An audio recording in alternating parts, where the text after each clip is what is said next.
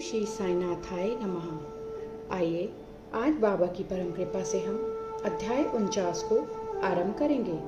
इस अध्याय में हरि का नोबा, सोमदेव स्वामी, नाना साहेब चांदोरकर की किस प्रकार बाबा ने परीक्षाएं ली, इन कथाओं का हम यहाँ श्रवण करेंगे।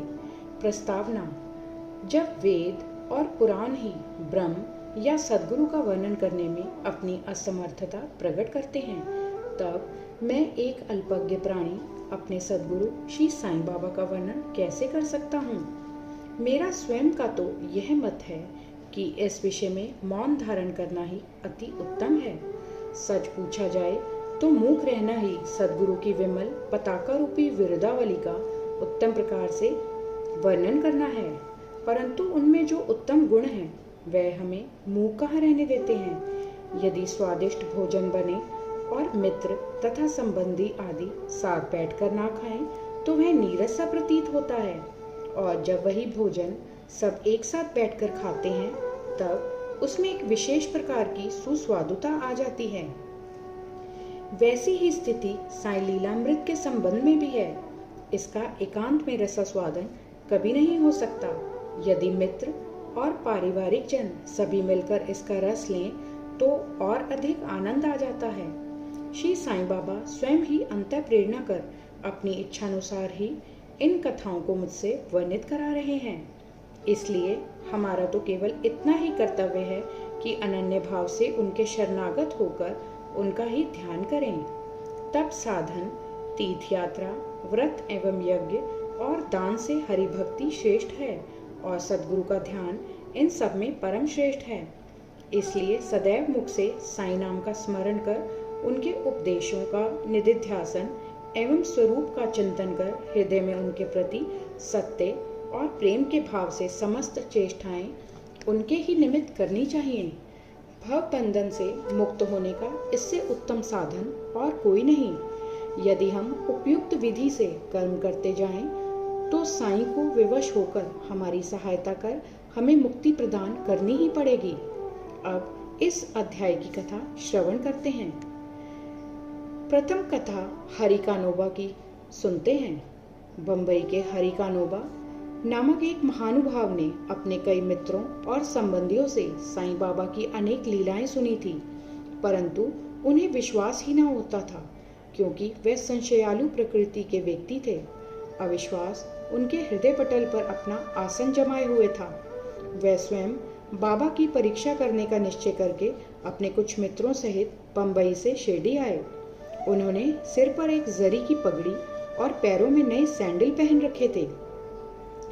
उन्होंने बाबा को दूर से ही देखकर उनके पास जाकर उन्हें प्रणाम तो करना चाहा, परंतु उनके नए सैंडल इस कार्य में बाधक बन गए। उनकी समझ में नहीं आ रहा था कि अब क्या किया जाए। तब उन्होंने अपनी सैंडल मंडप के एक सुरक्षित कोने में रखी और मस्जिद में जाकर बाबा के दर्शन किए। उनका ध्यान सैंडलों पर ही लगा रहा। उन्होंने बड़ी नम्रता पूर्वक बाबा को प्रणाम किया और उनसे प्रसाद और उदी प्राप्त कर लौट आए। पर जब उन्होंने कोने में दृष्टि डाली तो देखा कि सैंडल तो अंतर्धान हो चुके हैं। पर्याप्त छानबीन भी व्यर्थ हुई और अंत में निराश होकर वे अपने स्थान पर वापस आ गए। स्नान, पूजन और नैवेद्य आदि अर्पित करके वे भोजन करने को तो बैठे, परंतु वे पूरे समय उन सैंडलों के चिंतन में ही निमग्न रहे। भोजन कर मुंह हाथ धोकर जब वे बाहर आए तो उन्होंने एक मराठा बालक को अपनी ओर आते देखा, जिसके हाथ में डंडे के कोने पर एक नए सैंडलों का जोड़ा लटका हुआ था।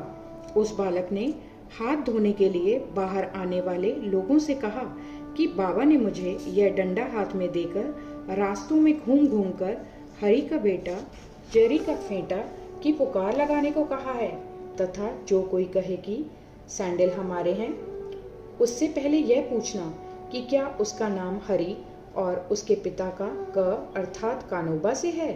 साथ ही यह भी देखना कि वह जरीदार साफा बांधे हुए है या नहीं, तब इन्हें उसे दे देना। बालक का कथन सुनकर हरि कानोबा को बेहद आनंद व आश्चर्य हुआ।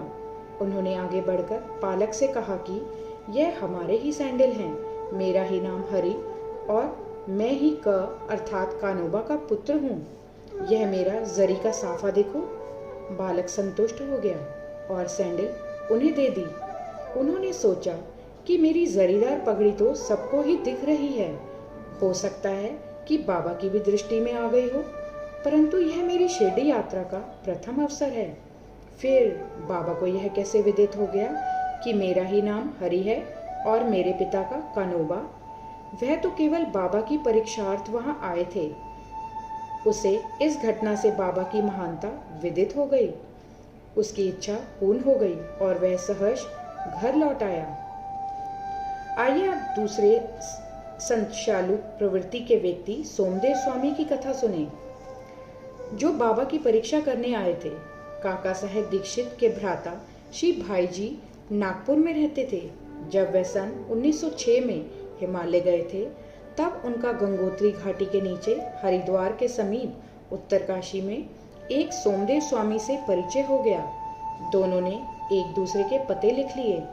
5 वर्ष पश्चात सोमदेव स्वामी नागपुर में आए और भाई जी के यहाँ ठहरे। वहाँ श्री साईं बाबा की कीर्ति सुनकर उन्हें बड़ी प्रसन्नता हुई तथा शिरडी जाकर बाबा के दर्शन करने की तीव्र उत्कंठा हुई। मनमाड और कोपरगांव निकल जाने पर वे एक तांगे में बैठकर शिरडी को चल पड़े। शिरडी के समीप पहुंचने पर उन्होंने दूर से ही मस्जिद पर 2 ध्वज लहराते देखे। सामान्यतः देखने में आता है कि भिन्न भिन्न संतों का बर्ताव, रहन सहन और बाह्य सामग्रियां प्रायः भिन्न प्रकार की रहा करती हैं, परंतु केवल इनसे ही संतों की योग्यता का आकलन कर लेना बड़ी भूल है। सोमदेव स्वामी कुछ भिन्न प्रकृति के थे। उन्होंने जैसे ही उन ध्वजों को लहराते देखा तो वे सोचने लगे कि बाबा संत होकर इन ध्वजों में इतनी दिलचस्पी क्यों रखते हैं? क्या इससे उनका संतपन प्रकट होता है? ऐसा प्रतीत होता है कि यह संत अपनी कीर्ति का इच्छुक है। अतएव उन्होंने शिरडी जाने का विचार त्याग कर अपने सहयात्रियों से कहा कि मैं तो वापस लौटना चाहता हूँ। तब वह लोग कहने लगे कि फिर व्यर्थ ही इतनी दूर क्यों आए? अभी केवल ध्वजों को देखकर तुम इतने उद्विग्न हो उठे, तो जब शिरडी में रथ, पालकी, घोड़ा और अन्य सामग्रियां देखोगे तब तुम्हारी क्या दशा होगी? स्वामी को अब और भी अधिक घबराहट होने लगी और उसने कहा कि मैंने अनेक साधु संतों के दर्शन किए हैं, परंतु यह संत कोई निराला ही है जो इस प्रकार ऐश्वर्य की वस्तुएं संग्रह कर रहा है। ऐसे साधु के दर्शन ना करना ही उत्तम है। ऐसा कहकर वह वापस लौटने लगे। तीर्थ यात्रियों से प्रतिरोध करते हुए उन्हें आगे बढ़ने की सलाह दी और समझाया कि तुम यह संकुचित मनोवृत्ति छोड़ दो। मस्जिद में जो संत है वह इन ध्वजाओं और अन्य सामग्रियों या अपनी कीर्ति का स्वप्न में भी सोच विचार नहीं करते। यह सब तो उनके भक्तगण प्रेम और भक्ति के कारण ही उनको भेंट किया करते हैं। अंत में वह शिरडी जाकर बाबा के दर्शन करने को तैयार हो गए। मस्जिद के मंडप में पहुंचकर तो वह द्रवित हो गए। उनकी आंखों से अश्रुधारा बहने लगी और कंठ रुंध गया। अब उनके सब दूषित विचार हवा हो गए और उन्हें अपने गुरु के शब्दों की स्मृति हो आई कि जहाँ मन अति प्रसन्न और आकर्षित हो जाए उसी स्थान को ही अपना विश्राम धाम समझना। वह बाबा की चरण रज में लौटना चाहते थे, परंतु जब वह उनके समीप गए तो बाबा एकदम क्रोधित होकर जोर जोर से चिल्लाकर कहने लगे कि हमारा सामान हमारे ही साथ रहने दो, तुम अपने घर वापस लौट जाओ। सावधान, यदि फिर कभी मस्जिद की सीढ़ी चढ़े तो ऐसे संत के दर्शन ही क्यों करने चाहिए जो मस्जिद पर ध्वजाएं लगा कर रखे? क्या ये संतपन के लक्षण हैं? एक क्षण भी यहाँ ना रुको, चले जाओ। अब उसे अनुभव हो गया कि बाबा ने अपने हृदय की बात जान ली है और वे कितने सर्वज्ञ हैं। उसे अपनी प्रवृत्ति पर हंसी आने लगी तथा उसे पता चल गया कि बाबा कितने निर्विकार और पवित्र हैं। उसने देखा कि वे किसी को हृदय से लगाते और किसी को हाथ से स्पर्श करते हैं तथा किसी को सांत्वना देकर प्रेम दृष्टि से निहारते हैं। किसी को उदी प्रसाद देकर सभी प्रकार के भक्तों को सुख और संतोष पहुंचा रहे हैं। तो फिर मेरे साथ ऐसा रूखा बर्ताव क्यों? अधिक विचार करने पर वह इसी निष्कर्ष पर पहुंचे कि इसका कारण मेरे आंतरिक विचार ही हैं और इससे शिक्षा ग्रहण कर मुझे अपना आचरण सुधारना चाहिए। बाबा का क्रोध तो मेरे लिए वरदान स्वरूप है। अब यह कहना व्यर्थ ही होगा कि वह बाबा की शरण में आ गए और उनके परम भक्त बन गए। आइए अब अंत में नाना साहेब चांदोरकर की कथा लिखकर हेमाड पंत यह अध्याय समाप्त करते हैं। एक समय जब नाना साहेब महालसापति और अन्य लोगों के साथ मस्जिद में बैठे हुए थे तो वैजापुर के एक संभ्रांत यवन परिवार श्री साईं बाबा के दर्शनार्थ आया। कुलवंतियों की लाज रक्षण भावना देखकर नाना साहब वहां से निकल जाना चाहते थे, परंतु बाबा ने उन्हें रोक लिया। स्त्रियां आगे बढ़ी और उन्होंने बाबा के दर्शन किए। उनमें से एक महिला ने अपने मुंह पर से घूंघट हटाकर बाबा के चरणों में प्रणाम किया, फिर घूंघट डाल लिया। नाना साहब उसके सौंदर्य से आकर्षित हो गए और एक बार पुनः वह छवि देखने को लालायित हो उठे। नाना के मन की व्यथा जानकर उन लोगों के चले जाने के पश्चात बाबा उनसे कहने लगे कि नाना, क्यों व्यर्थ में मोहित हो रहे हो? इंद्रियों को अपना कार्य करने दो। हमें उनके कार्य में बाधक नहीं होना चाहिए। भगवान ने यह सुंदर सृष्टि निर्माण की है, अतः हमारा कर्तव्य है कि हम उसके सौंदर्य की सराहना करें। यह मन तो क्रमशः ही स्थिर होता है और जब सामने का द्वार खुला है तब हमें पिछले द्वार से क्यों प्रविष्ट होना? चित्त शुद्ध होते ही फिर किसी कष्ट का अनुभव नहीं होता। यदि हमारे मन में कुविचार नहीं है तो हमें किसी से भयभीत होने की आवश्यकता नहीं। नेत्रों को अपना कार्य करने दो। इसके लिए तुम्हें लज्जित तथा विचलित नहीं होना चाहिए। उस समय श्यामा भी वहीं थे। उनकी समझ में न आया कि आखिर बाबा के कहने का तात्पर्य क्या है, इसलिए लौटते समय इस विषय में उन्होंने नाना से पूछा। उस परम सुंदरी के सौंदर्य को देखकर जिस प्रकार वह मोहित हुए तथा यह व्यथा जानकर बाबा ने किस विषय पर जो उपदेश दिए, उन्होंने उसका संपूर्ण वृतांत उनसे कहकर श्यामा को इस प्रकार समझाया। हमारा मन स्वभावतः ही चंचल है, पर हमें उसे लंपट नहीं होने देना चाहिए। इंद्रियां चाहे भले ही चंचल हो जाएं, परंतु हमें अपने मन पर पूर्ण नियंत्रण रखकर उसे अशांत नहीं होने देना चाहिए। इंद्रियां तो अपने विषय पदार्थों के लिए सदैव चेष्टा किया ही करती हैं, पर हमें उनके वशीभूत होकर उनके इच्छित पदार्थों के समीप नहीं जाना चाहिए। क्रमशः प्रयत्न करते रहने से इस चंचलता को नियंत्रित किया जा सकता है। यद्यपि उन पर पूर्ण नियंत्रण संभव नहीं है, तो भी हमें उनके वशीभूत नहीं होना चाहिए। प्रसंगानुसार हमें उनका वास्तविक रूप से उचित गति अवरोध करना चाहिए।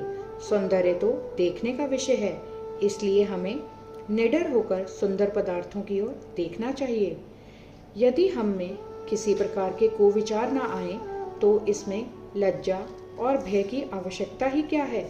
यदि मन को निरिच्छ बनाकर ईश्वर के सौंदर्य को निहारो तो इंद्रियां सहज और स्वाभाविक रूप से अपने वश में आ जाएंगी और विषयानंद लेते समय भी तुम्हें ईश्वर की स्मृति बनी रहेगी। यदि उसे बाह्य इंद्रियों के पीछे दौड़ने तथा उनमें लिप्त रहने दोगे तो तुम्हारा जन्म मृत्यु के पार से कदापि छुटकारा नहीं होगा। विषय पदार्थ इंद्रियों को सदा पथ भ्रष्ट करने वाले होते हैं। अतएव हमें विवेक को सारथी बनाकर मन की लगाम अपने हाथ में लेकर इंद्रिय रूपी घोड़ों को उन विषय पदार्थों की ओर जाने से रोक लेना चाहिए। ऐसा ही सारथी हमें विष्णु पदों की प्राप्ति करा देगा, जो हमारा यथार्थ में परम सत्य धाम है और जहाँ गया हुआ प्राणी फिर कभी यहाँ नहीं लौटता। श्री सद्गुरु साई नाथार्पणमस्तु। शुभम भवतु। अध्याय 49 संपूर्ण। ओम साई राम।